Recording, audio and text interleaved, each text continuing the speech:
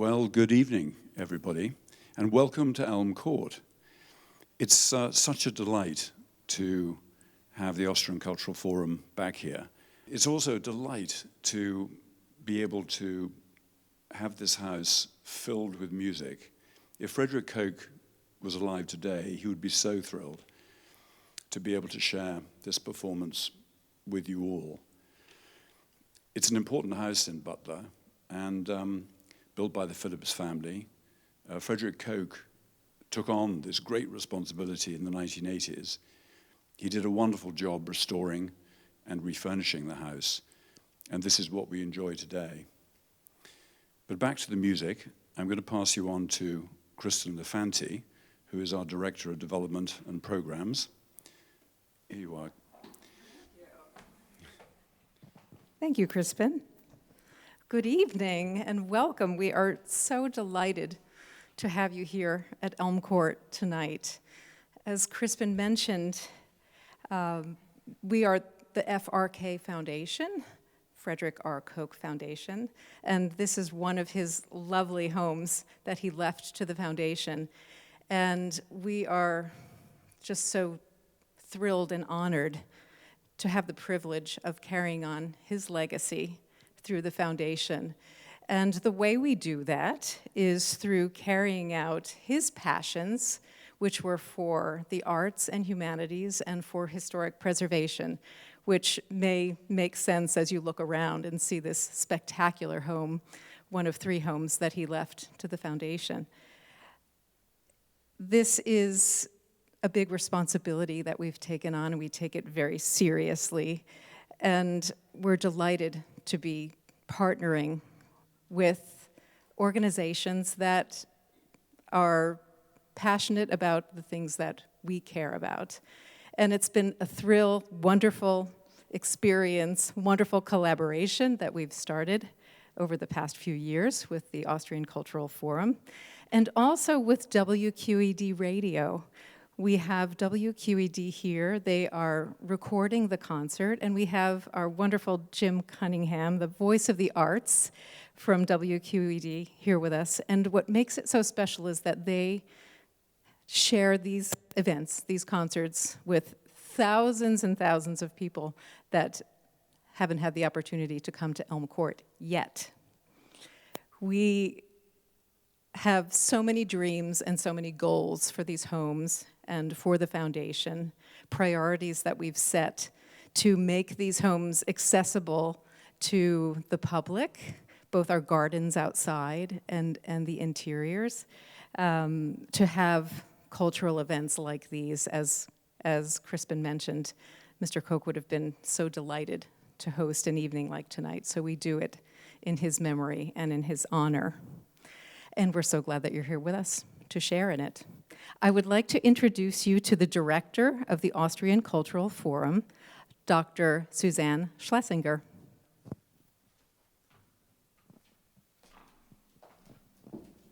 Thank you very much, dear Kristen. Dear guests, ladies and gentlemen, it is my great pleasure to co-host, to co-organize a musical event, a musical soiree, together, shoulder to shoulder with the Frederick R. Koch Foundation. Let me express my gratitude to Mr. Crispin Vaughan, to Ms. Kristen Linfante, and the wonderful team of the Frederick R. Koch Foundation for having us back again. We can really feel the spirit of Frederick R. Koch in this wonderful mansion. Tonight, we are also very glad to have Jim Cunningham on our side. He wonderfully moderates these concerts, and thank you, Jim, for helping us to building a cultural bridge between my home country, Austria, and Pennsylvania. Well, a few words about the musicians. Jeremias Fliedl, you should know, about 48 hours ago, performed in the Golden Hall of the Vienna Musikverein, the temple of music in Vienna, if I may say so. And some of you might know it from the annual New Year's concerts that are transmitted all over the world. Jeremias hopped on a plane and via London arrived in Pittsburgh only very late yesterday night. And he brought a wonderful instrument with him, a cello, built and designed by Antonio Stradivarius. And he will tell you, I'm sure, a bit more about this wonderful instrument. Kiron Atom Telian on the piano has been awarded with a full scholarship of Juilliard School of Music in New York and has started to spread his wings in the United States of America. And if you want to hear his first solo recital in Carnegie Hall very soon, please come to New York on October 21st. Our two musicians have prepared a musical promenade for us tonight. A promenade that leads us from Estonia with Arvo Pärt to Germany, Johann Sebastian Bach, through Austria, Franz Schubert, towards Russia, Sergei Rachmaninoff. It's a program that spans over almost 300 years of European compositions. I think they will perform pieces of music that are eternal and beautiful and will touch our hearts and souls, and I think we can't listen to them too often. It is on this note that I wish the dear audience here in the room a wonderful concert, and later on all the listeners to WQED Radio also a great concert. Thank you for sharing this event with us.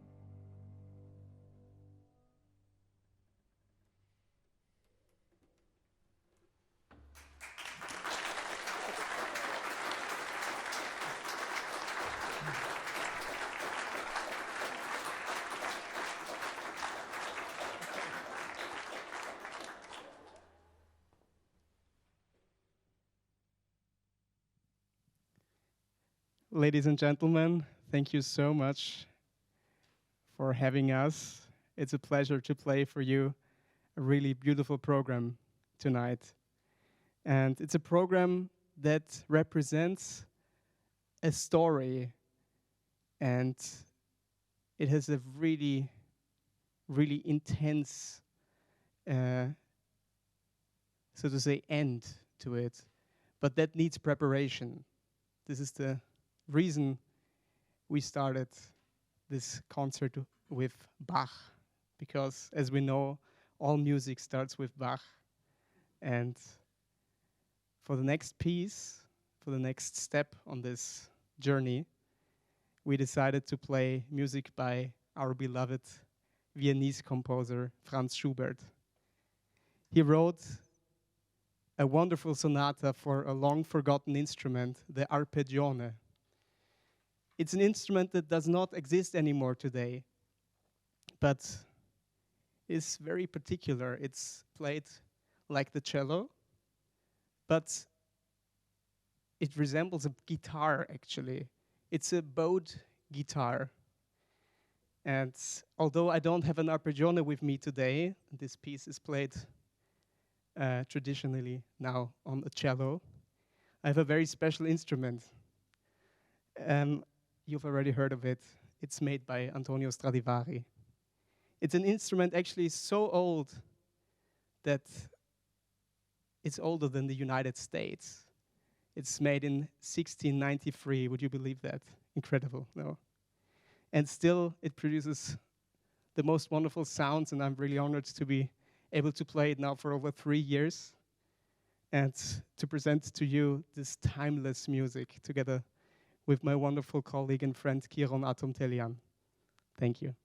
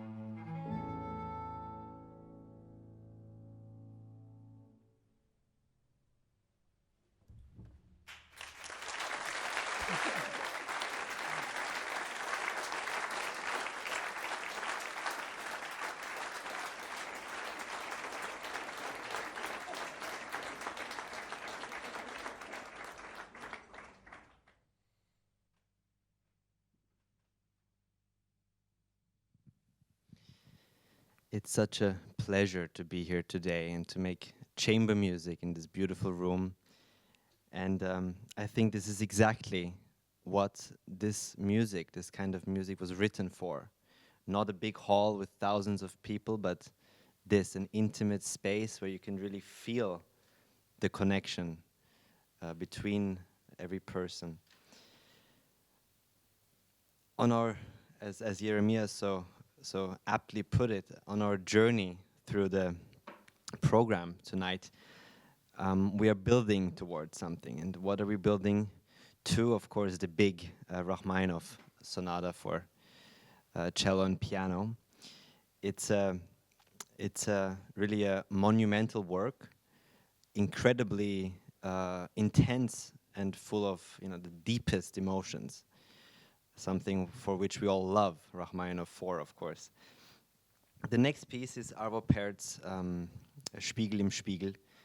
It's a mirror in a mirror, and it's a very interesting piece because the way it was composed, he really took a very simple idea and he made an entire piece out of it, and he developed it by mirroring the notes.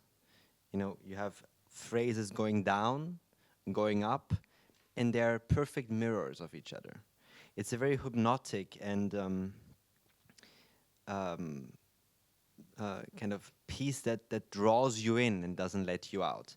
We put it in front of the Rachmaninoff because it's like a piece that wipes the slate clean. It prepares you for the intense emotions of the Rachmaninoff.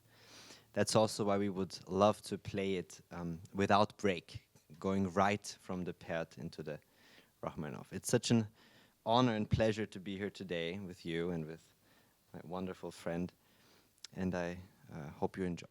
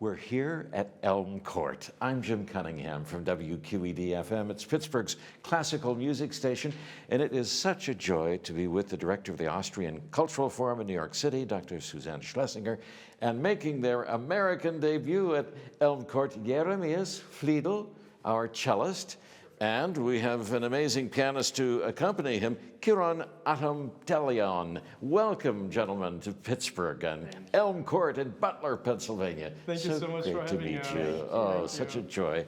Definitely. Well, we want to talk about your program in just a moment, the music that you're going to play, and about your career.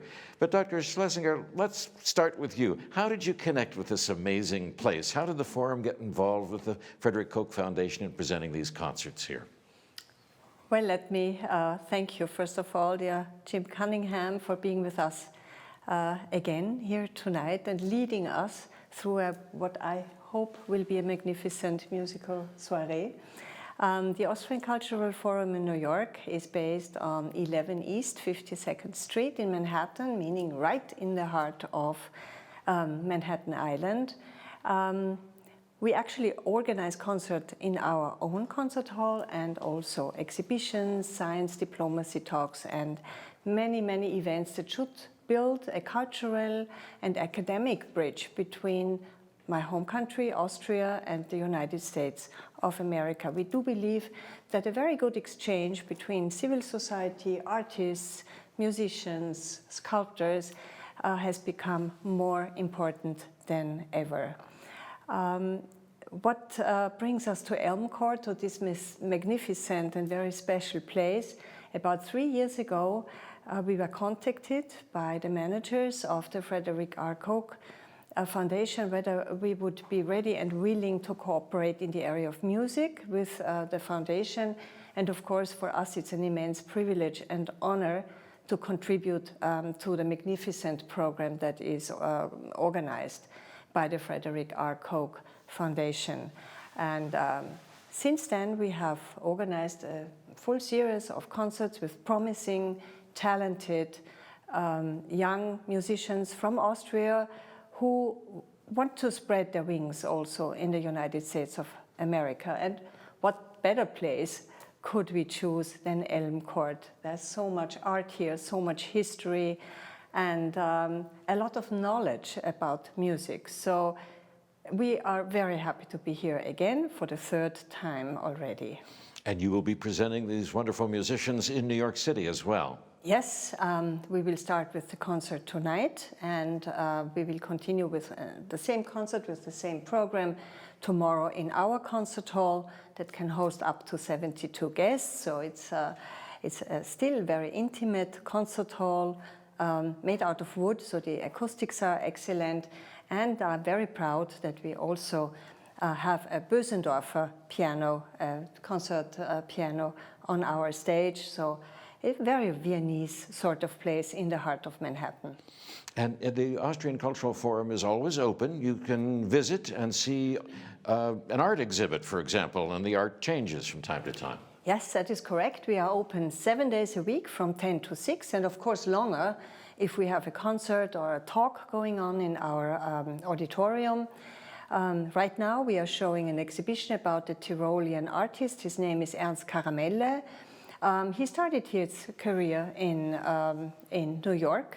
He still has a small apartment in Chelsea and works between Germany, Austria, and New York. And I'm very thrilled that we are going to open a new splendid exhibition in October on a woman designer. Her name is Wally Wieseltier. She is one of these really groundbreaking ladies who were trained in the 1920s in the Wiener Werkstätten, very famous for the blossoming, so to say, of Art Deco in Vienna and then all over Europe. Wally Wieseltier came out of a Jewish family and very courageously built a career as a ceramist, as a designer and as a sculptor in Vienna, and in the 20s moved to New York and became very famous here. She worked for ceramic companies, she decorated shop windows of Saks Fifth Avenue, And she also designed elevator doors, beautiful Art Deco elevator doors. And this exhibition will be a cooperation with the Museum of Applied Arts in Vienna, who will start a very big show on Wally Wieseltier next May. So what we want to do with our show is to open a door, so to say, from New York to the upcoming show in Vienna. Again, our mission is to build bridges, and that is just one example how we want to do it. And your building is an architectural landmark in New York City. What's the address so that I can come and stop in? Oh, I invite everybody listening to this concert to also visit us on 11 East 52nd Street in New York. We are located very close to the Museum of Modern Art and the Rockefeller Center. We're located in between Fifth Avenue and Madison Avenue, very easy to reach. Our concerts and shows are free of charge, and we are looking forward to receiving many, many guests from Pennsylvania in the near future, hopefully. Please jump into our conversation anywhere along the line with your marvelous guests that you've brought us today, and I'll see you in New York City. So glad to be with you here in Butler. Gentlemen, please tell us your story, your musical journey. I know there's Juilliard on the list, and is it Klagenfurt? Where did you get started? Jeremias, why don't you get us going here? Yes, thank you. Thanks again for having me, for having us. It's a great honor to be performing tonight here at Elm Court and having the opportunity to perform for the first time in the United States. And yeah, I was brought up in a musical family. I always listened to music when I was a small child. And first of all, I actually started with the piano, but I did not really get along with that instrument after all. And I didn't have great teachers, so it was just not for me. And there was one decisive moment I can recall when I heard the 12 cellists of the Berlin Philharmonic. And that was just so special for me. I was so fascinated by what you can do with a cello that I really wanted to do it myself. And that's when I started to play the cello at age 5, 6, something like that. And Kiro?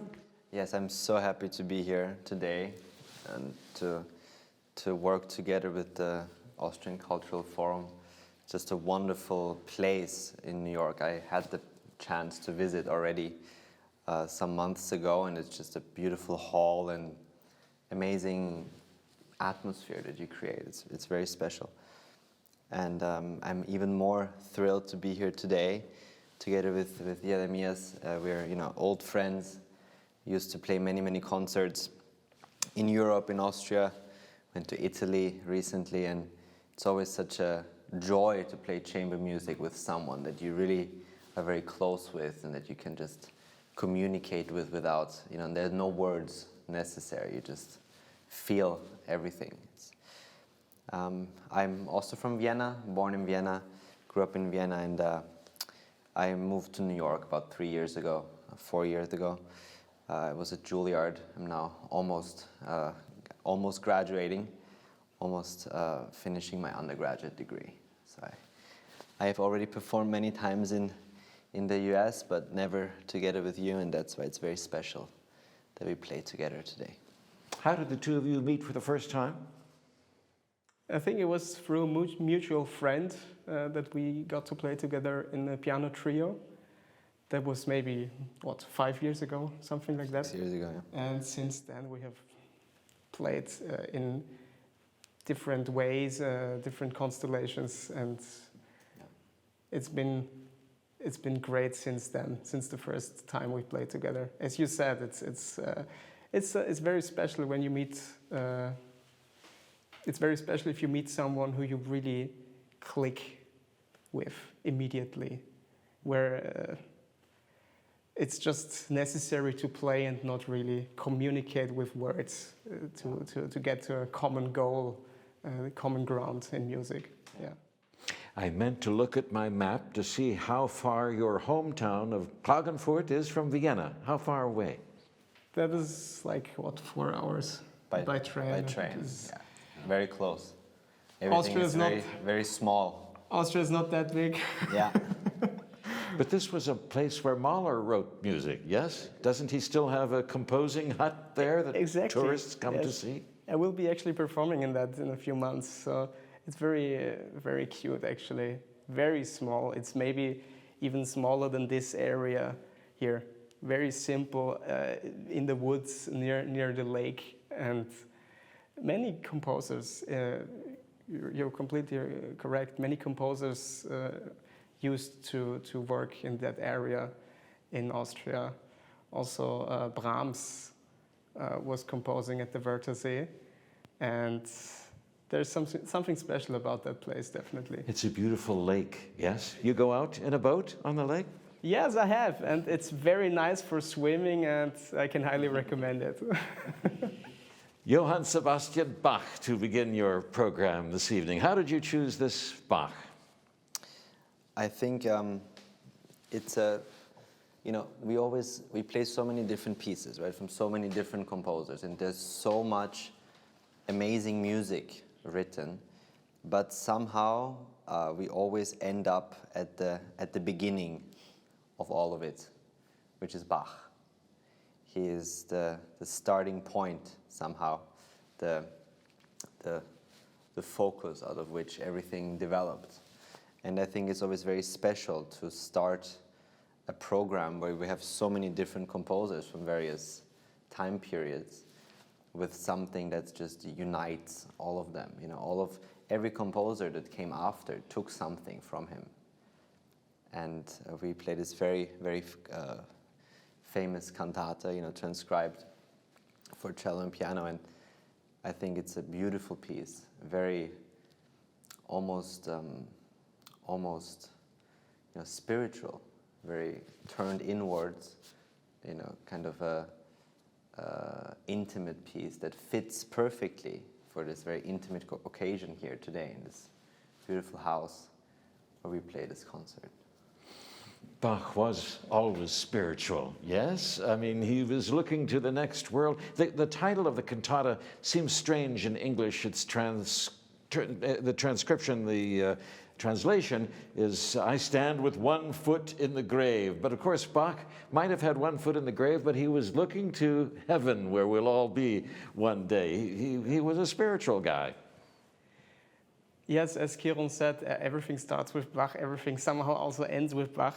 No, we chose this because it's a nice way to set the scene for the rest of the program, I think. We have played this program also in a few different variations already, and the Bach is so serene and so intimate that it's a great way to immediately kind of set the right mood and bring the listener into this long journey that we're going through with this particular program. Yeah. Franz Schubert, Austrian treasure, his Arpeggione Sonata. The Arpeggione, an instrument we don't see anymore, but cellists love this piece. It's a cello staple. It's a masterwork for your instrument. Well, I love that piece very much. I know there are cellists who are very scared of that piece. Yeah, I mean, it is quite challenging because originally written for the arpeggione, which is a kind of stringed guitar. It is tuned like a guitar. It is played with the left hand similarly to a guitar, but it's bowed.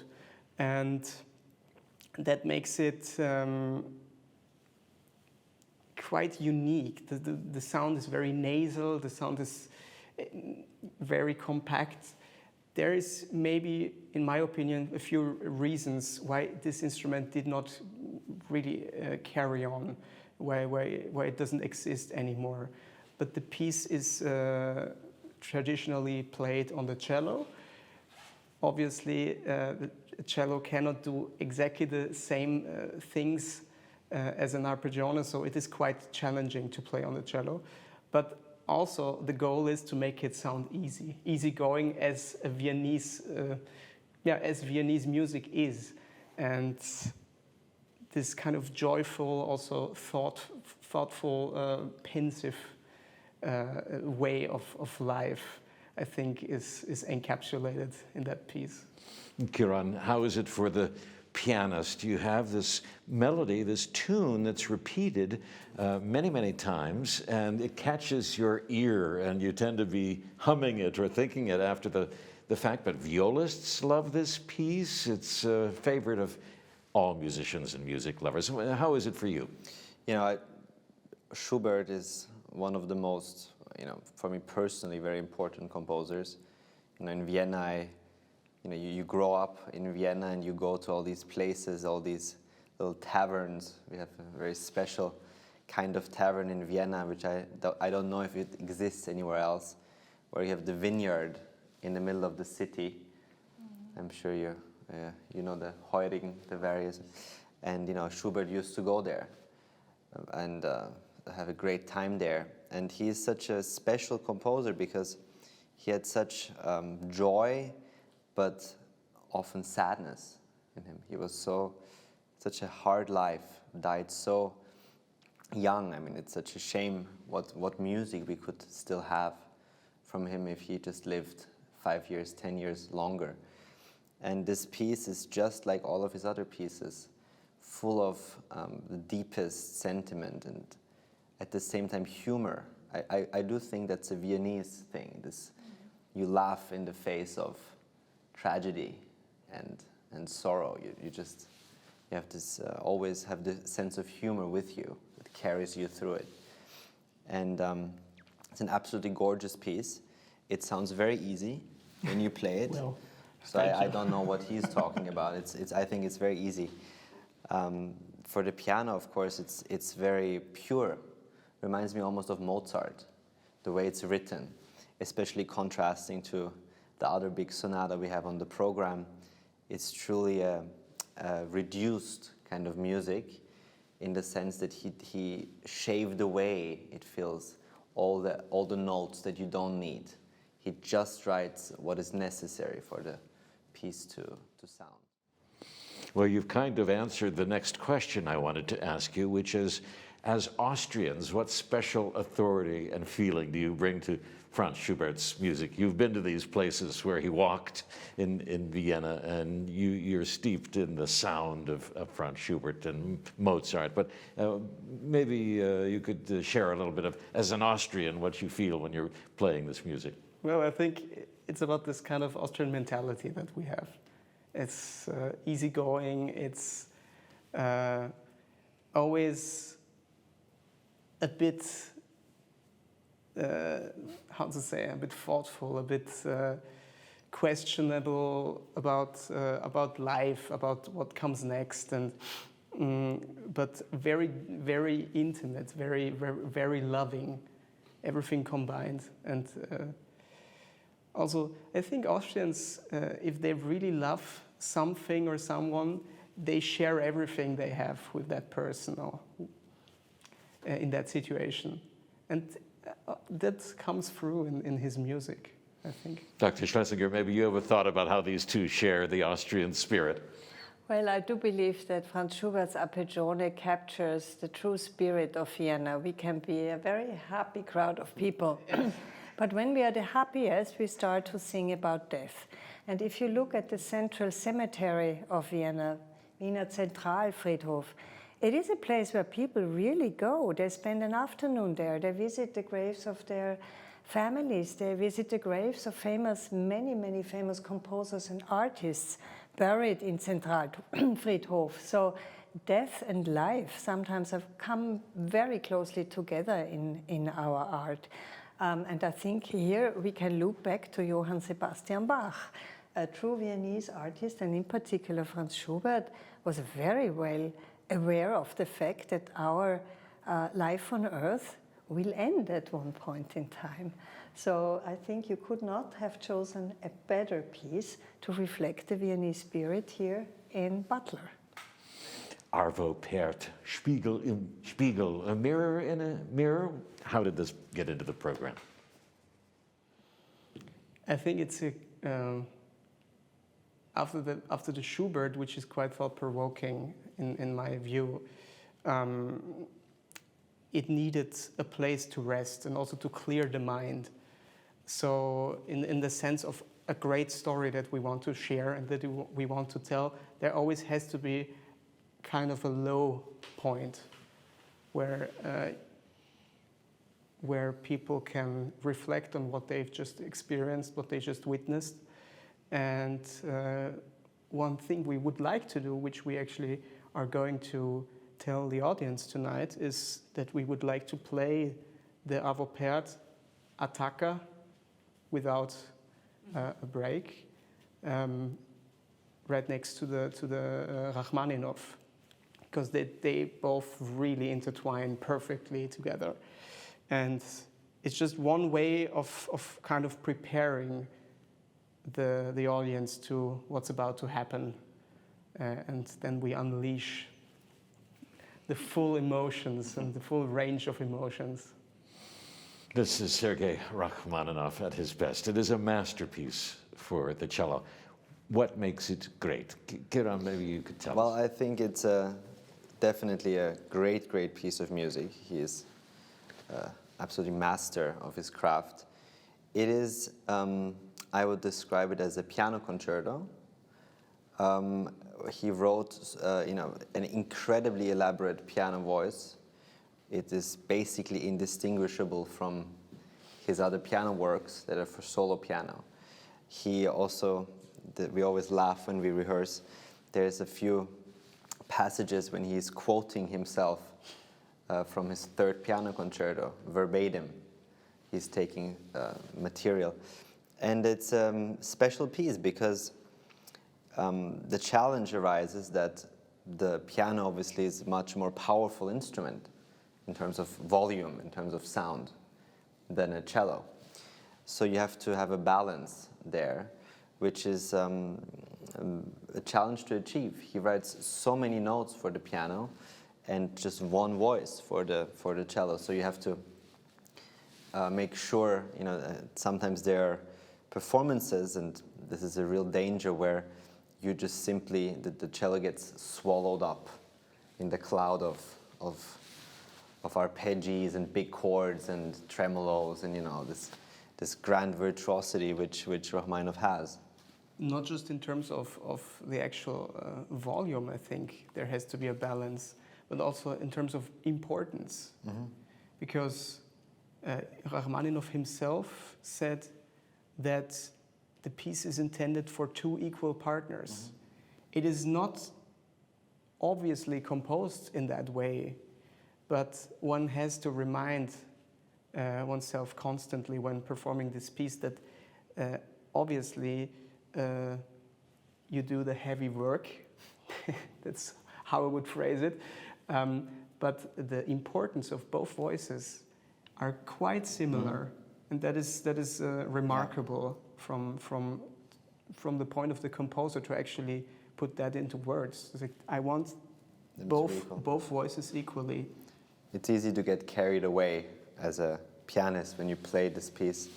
You just simply, because he's such a composer for piano music, he's such an incredible, one of the greatest pianists who has ever lived. But as you just very correctly said, it has to be equal, as in any other sonata for cello and piano.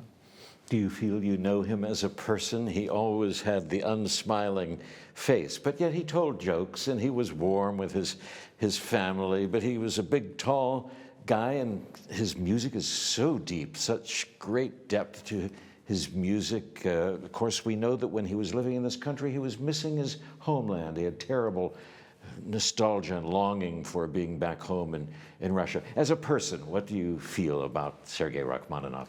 Well, I was a few weeks ago. I was in Lucerne, playing a few recitals at his villa on the lake, at the Villa Senar, which is a beautiful house, estate he built directly on the lake with gardens, an elevator, which was unheard of in the 1930s. I mean, Bauhaus architecture, and it was a very special time. As you say, I do feel I got to know him more closely, playing on his piano, which is a beautiful instrument in perfect shape. And just to spend time in a place where he loved to spend time is a gift. So he is, I mean, for pianists, and I think for all musicians, he's one of the most important composers. Is that in Switzerland, the home? Yes. On Lake Lucerne? Yes. It's so beautiful there, oh my. And your thoughts about Rachmaninoff, the person? Well, I think in generally, this Russian music speaks to me very directly, because this is a kind of mentality that is also going inwards, always reflecting and a lot of sentiment, a lot of deep emotions, which is just, as a cellist, that's why also I chose the cello as my instrument, is perfect to replicate these kind of emotions. And they just speak very, very directly to me. That's why I love particularly also this piece. And yes, I mean, what can I say?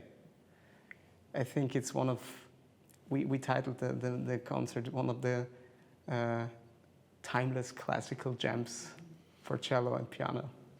You've put together a terrific concert for Butler, Pennsylvania, and for New York City. I'm so glad the debut takes place here in Butler. Please share just a little bit more about your homeland in Austria and why Americans, Western Pennsylvanians, should come and visit. Do you have any other closing thoughts? Of course, we know the St. Stephen's Cathedral. We know the Musikverein in Vienna for music. We see it on New Year's Day in Vienna, all around the world. We see it on television here in Pittsburgh. Is there a secret place that's a favorite of yours, which you think you'd like to encourage people to come and take a look at?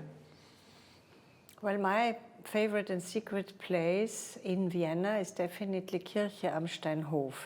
It's a little bit at the outskirts of the inner city, a church placed high on a mountain, built in the early 1900s by Josef Hoffmann, famous architect, and that is a church including a very modern hospital close to it, now hidden by very old trees, designed actually for people with disabilities, many disabilities, mental and physical. That was a groundbreaking thought in the 1900s to permit also people with persons with disabilities a life with art and spirituality.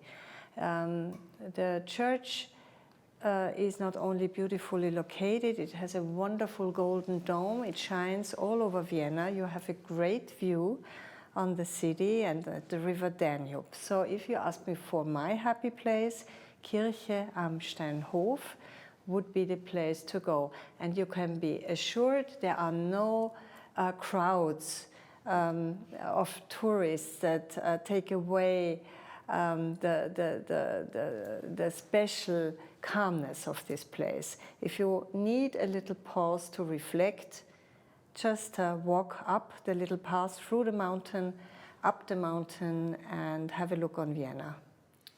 Your favorite places? Doesn't have to be Vienna. Could be anywhere in Austria. What do you love about your homeland?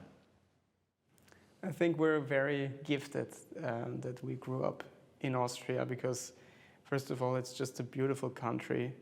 The landscape is incomparable to any other place, I think. And yeah, we have great mountains, great lakes. It's a great place to live at and also to visit. I'm still living in Salzburg, actually, although I will move to Vienna next year, which I'm very much looking forward to. It's one of the most important cities for me, because I studied there. I also studied in Salzburg and in Munich, actually. But yeah, I don't think I have one favorite spot in Austria. It's more about the people for me, and about my loved ones and dear ones that make the place, so to say, make the city important. Don't you enjoy visiting the graveyard of St. Peter, the beautiful old graveyard around the church with I think that's also a place that really speaks to me when I need some calm time away from people. Kieran, your I favorite? would say it's not all churches and graveyards in Austria. We also have great, fun and places to go out, meet people. Incredible music, art scene. Incredible. Just what is very touching for me is, I moved to New York 3 years ago. I have this split identity in a way. I spent most of my year in the U.S., which I absolutely love and adore being here. But I, of course, go home to play music. My family is in Austria. Many of my friends are in Austria. And it is a special place where you feel this pull to. I mean, I was born there, grew up there. I think it would be hard for me to choose one place. What you mentioned, Steinhof is absolutely beautiful area. I mean, hidden in plain sight.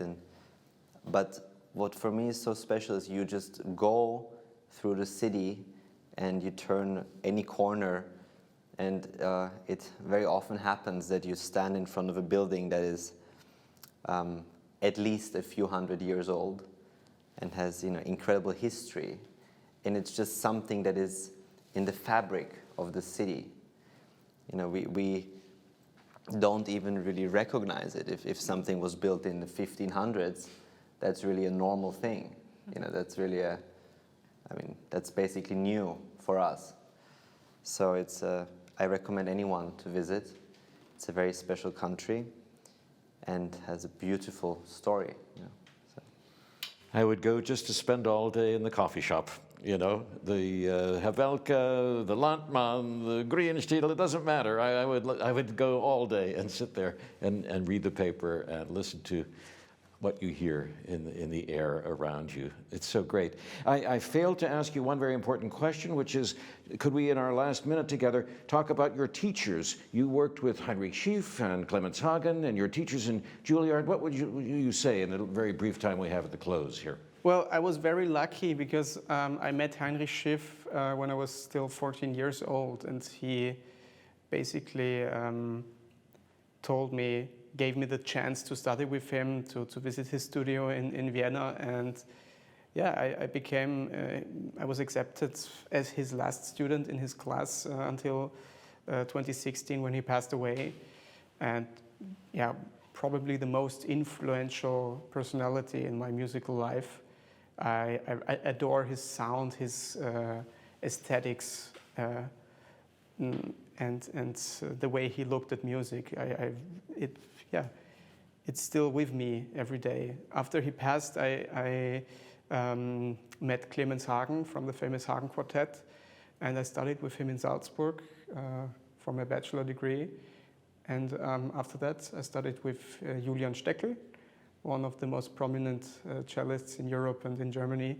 And yes, I am just really happy and grateful to have enjoyed this kind of upbringing as a cellist, so to say. And Kieran, who would you mention? Well, I had wonderful teachers in Vienna. I was at the University for Music and Performing Arts. I think I started when I was 8 years old or something. You have to just grow up in that beautiful building. I moved to New York 3 years ago. I studied for 3 years with Sergei Babayan, whom I, just have the greatest respect and admiration and gratitude for everything that I've learned. Now I study with Emanuel Ax in my last year. Wonderful to be with you. Wunderschönes Interview. All the best to you. Alles Gute. Thank you. Wunderschön. Thank you so much. I'll see you soon. Auf Wiedersehen. Thank you. Thank you. Auf Wiedersehen. Dankeschön.